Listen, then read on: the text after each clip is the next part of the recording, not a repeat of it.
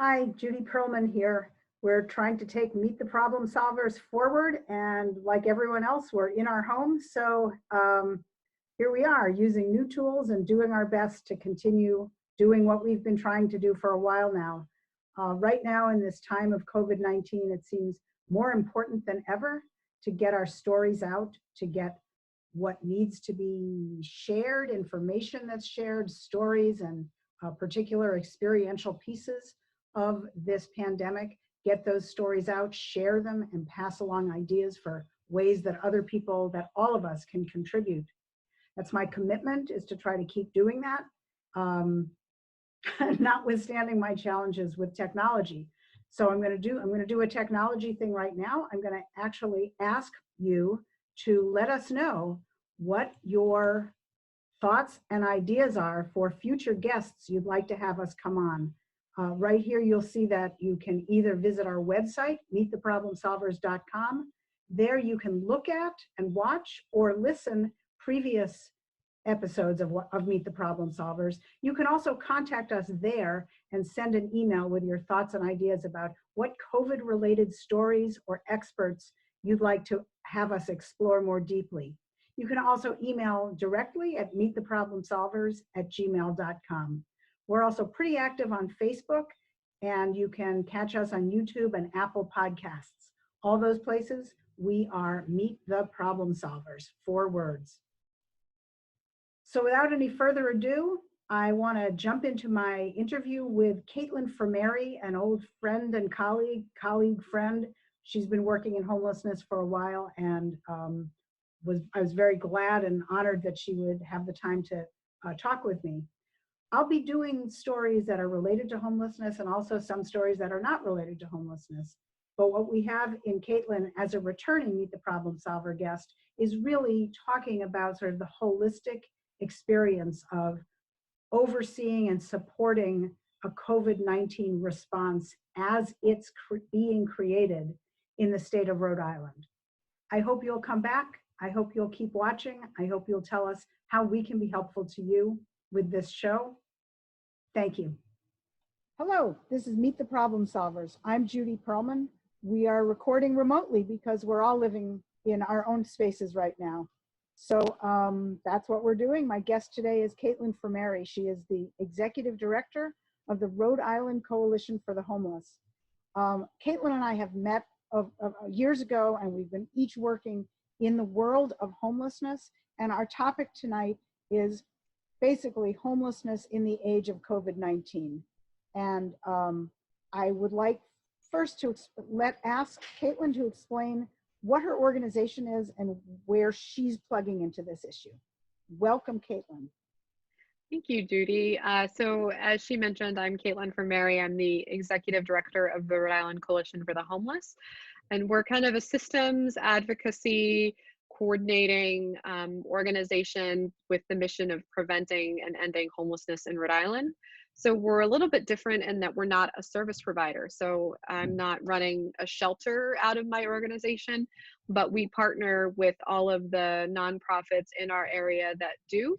And we work with them to support them in what they need, in addition to doing advocacy at the State House, advocacy at the federal level, and various systems functions that occur within the larger homeless system in Rhode Island. One thing I will say is I have seen Caitlin and her team putting out informative, engaging emails, basically, I think every day this week, right? I mean, yeah, pretty much, yeah. Trying very hard to stay in communication and support your local community and pass along resources. It's really cool. I mean, you're doing the work. It's a very funny time. Our world is flooded with resources from the Centers for Disease Control and Housing and Urban Development and Healthcare for the Homeless, and trying to keep it all straight is its own challenge.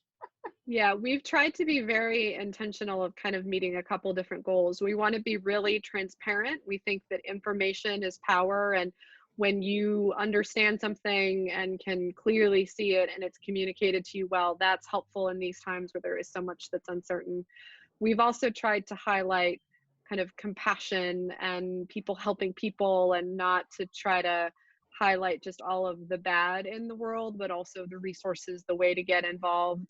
And certainly for people that are struggling with homelessness, housing, or just maybe a lot going on in their life, what are things that will make their day easier? So finding out if the meal site in your community where you would normally get food, food pantry, is that open or not? And so having that information accessible for people so that they can then not waste their time and energy going someplace only to be turned away. So we really tried to kind of fit that niche of both being informative, transparent, helpful, and also not a fear monger either. So it's a high wire act, certainly, but I have an amazing staff and community that's helping us hopefully accomplish that. That's great. I know from what I know of Rhode Island, you guys already pretty well work together as a community of providers and sort of sectors. So was getting together with your public health counterparts, was that like, I don't even know who to call, or did you already have a relationship? We definitely have relationships. I think one of the challenges that we face, and I would imagine is similar anywhere, is that things really evolved very quickly. So day to day, the situation in terms of what the instructions from the government were at a federal level, at a state level, at a local level, were evolving. And there's not really, I think we have playbooks for how to deal with pandemics, but this is different in a lot of ways, how easily the virus is communicated, and how people haven't experienced this before. So I think we knew who to contact and we knew what those relationships were, but it took us a while, and I think we're not even quite there yet of finding roles. And I think trying to make sure that we're not duplicating efforts, so that we really are coordinating. And what that's been for us is really regular daily calls with service providers, daily calls with the state, and then having very clear delineated roles. So trying very much not to have too many cooks in the kitchen, and having kind of communication that's centralized. So that was something where we had a couple of, it just made a lot of sense to kind of really say, okay, this is your role, this is your role. And it's evolved over time. And I don't mean to make it sound like we've got it entirely figured out, but it's been very helpful, and I'm supported by a really strong team. So we have Amy Ferguson on our staff, who's kind of our external point of contact, that's really bringing together the service providers, connecting with the state, and really is the point person. Like nothing goes through or out without going to her. And then I've tried to support her with other staff and just work. I mean, I've been giving this a lot of thought too, because I mean, it's changing every day for everybody, everywhere, everybody. And I feel like in our world of services for people who are experiencing homelessness, I feel like we're like the canary in the mine shaft, that the challenges of the real estate needed to disperse this population itself is like a funding challenge, a real estate acquisition, facilities management piece, an operational challenge. And I mean, the more I think about it, and we were talking about it on a HUD call today, I mean, challenges of staffing. People in these programs will be sick, and staff will be getting sick, and their family will be getting sick. And so the idea of just kind of how are we, and I guess my point is, and what's been making me kind of hysterical this week is, I feel that our entire society is facing this level of disruption. And we at the edges here, I think that prison system is another place where these tensions are coming up very, very sharply and quickly. The planning is like, we have to be working at this systemic level, and it's not happening everywhere. It's not happening yet. And so I'm like, wait a minute, we have to. Yeah, I think in particular, when we talk about this being at the fray, a lot of it is the people that we serve are already so vulnerable, right? So people experiencing homelessness have shorter life expectancies, on average around 10 to 20 years, passing younger than somebody that's housed. So that's 49 and a half years and that's without COVID, right? So that's an adult in homelessness, versus somebody who isn't. Right. So already having a shorter lifespan, more likely medically compromised, high rate of smokers in the homeless system. So you're already having people that may already have a cough, may already have lung issues. So it can be hard to tell what is a cough that's because they have COPD and what's a cough because they're infected and are of this virus. So that's challenging. And then we worry about these large spaces, shelters by nature. It's not easy to run a shelter on a good day, right? Yeah. On a day where everything's working right. Yeah. So then when you have a situation where we're trying to follow protocols for infectious diseases in terms of spacing beds and, you know, just the facility, like the organizations are wonderful, they're on it, they're trying to do as best they can, but we're facing shortages of supplies, toilet paper, cleaning supplies, sanitizer, masks, gloves, really all the things that you need, we're really struggling to get right now.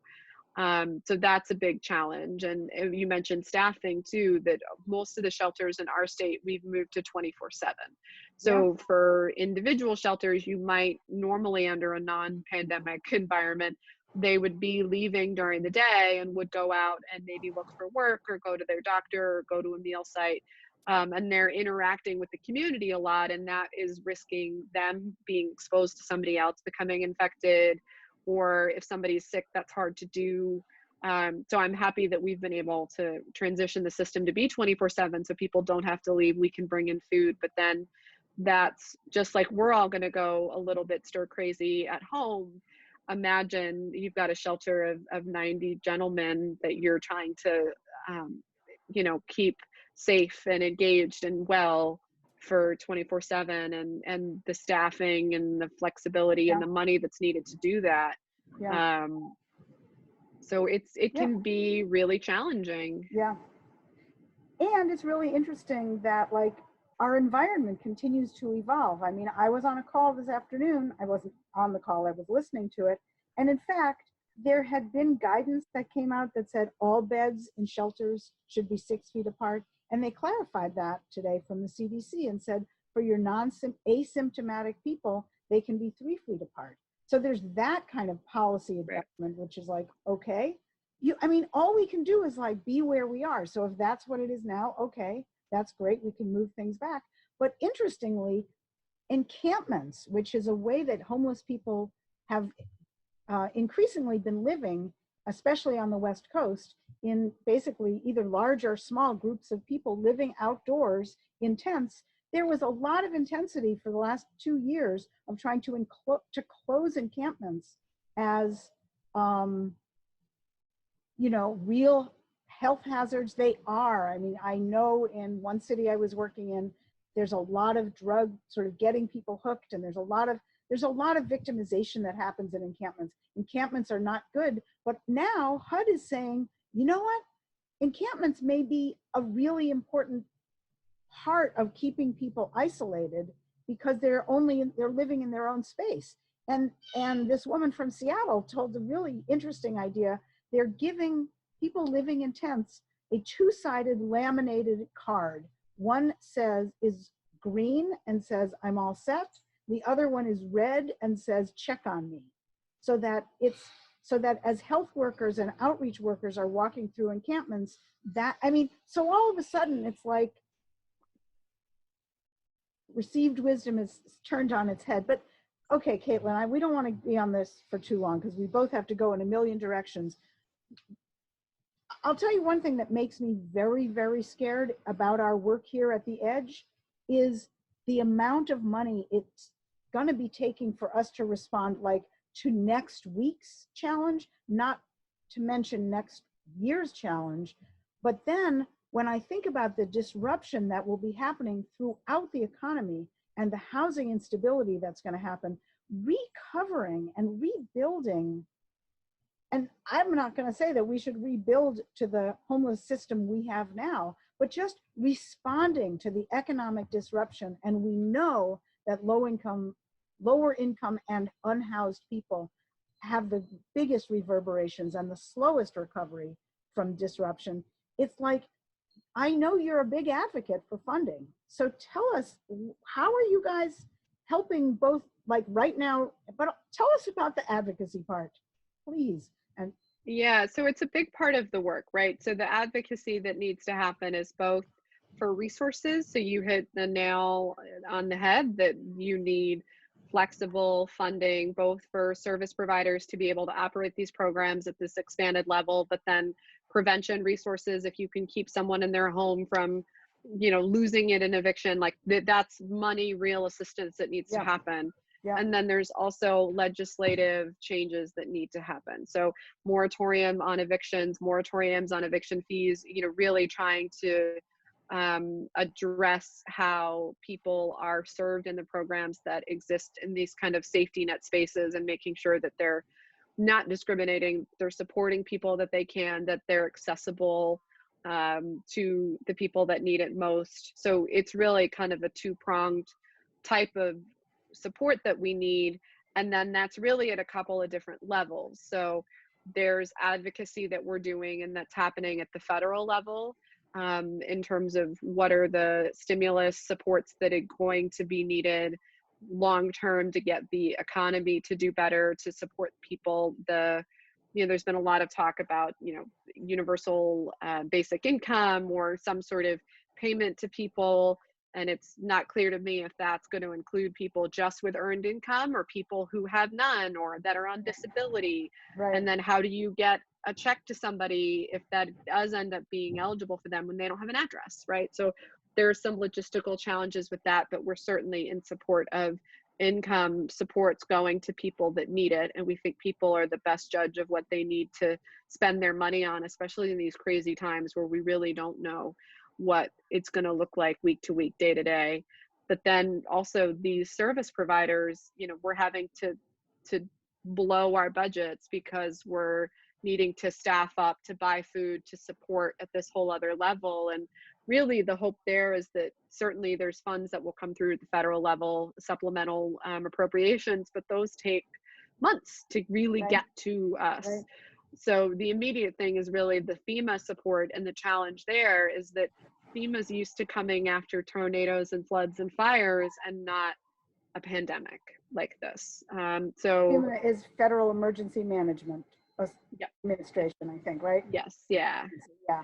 And they And then there's have a lot of money. bureaucracy within that, and then Yeah. everybody's in different, like there's different levels of disaster emergency that you can be declared, which then turn on different things. And Yeah. it's a part of a bureaucracy that you really only ever understand, and maybe even those in it that don't get it, and I certainly don't, but you don't really have to learn about it until you're in that situation. And then it's a little bit like Greek, like as I'm trying to understand and educate myself so I can better advocate, I kind of was like, oh, this is how somebody that's housed, that's then facing homelessness, must feel like when they're trying to enter the homeless system. Like, I know that I need this Right. thing, Right. but then how do I Right.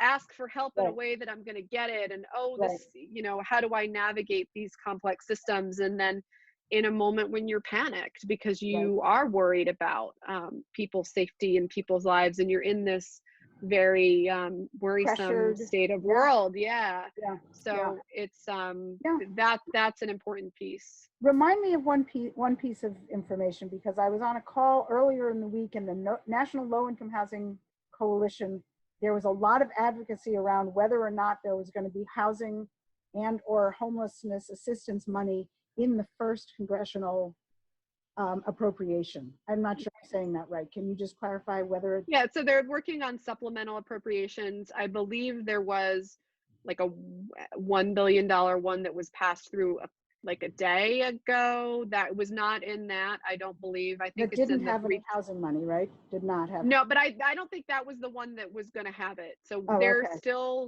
still going back on, I think it's like a $3 trillion stimulus. To be fair, I've not looked at the news much this afternoon because I've been on calls, but it's my understanding that they're in discussions for it in this larger stimulus package that's yet to be passed. But even I know, like this morning there was some news about the Republicans introducing some stuff that I don't know that the Democratic side of the Senate had been part of, and so okay. Yeah. But I know they're fighting. It's a lot of it's over amounts and numbers, and amounts and numbers. But I guess I'm coming back to my very simple-minded point, which is I don't think there's housing and homelessness money in there. And when I think about the costs right now, right here, yeah.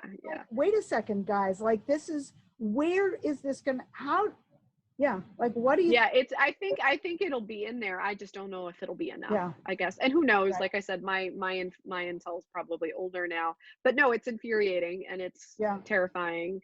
And I think what we've seen, California in particular, up until now, the increase in the unsheltered, it's going to feel like a walk in the park. Like we're going to look back at this yeah, time with a fond memory of, oh, yeah, remember when it was just this it was just, population, which is still right, huge and yeah, devastating. yeah, It's going to feel yeah, like, so, yeah. oh, I miss those days, which The is disruption here is right, amazing. right. So let's take our final couple of minutes to try to generate a couple of takeaways. I mean, I'll throw out a couple if I may, and then you can.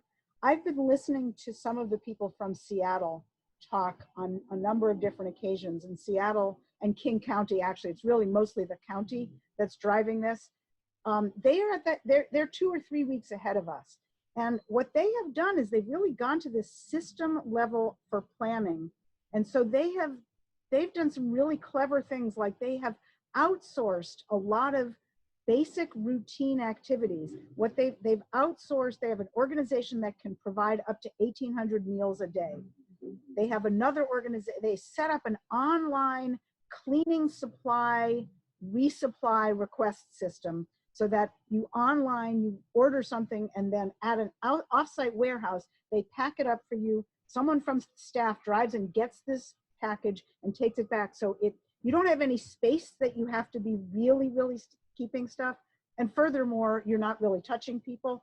And it also frees up space for people who are sick and need to be in isolation and quarantine. So outsourcing, food, transportation, cleaning. I just heard the woman from Seattle today talk about they had outsourced, like industrial cleaners are coming in. And there's also using data and targeting people. So they are most aggressively cleaning the spaces with the oldest homeless persons frequenting them, whether they're shelters or day programs. So my takeaway is, I'm just at the beginning of thinking about this. I think we all are, but try to think upwards in system, regional, outsourcing ways. That to me is the way we will have the greatest reach and impact on something that's really going to be punishing in any case. That's my turgid screed.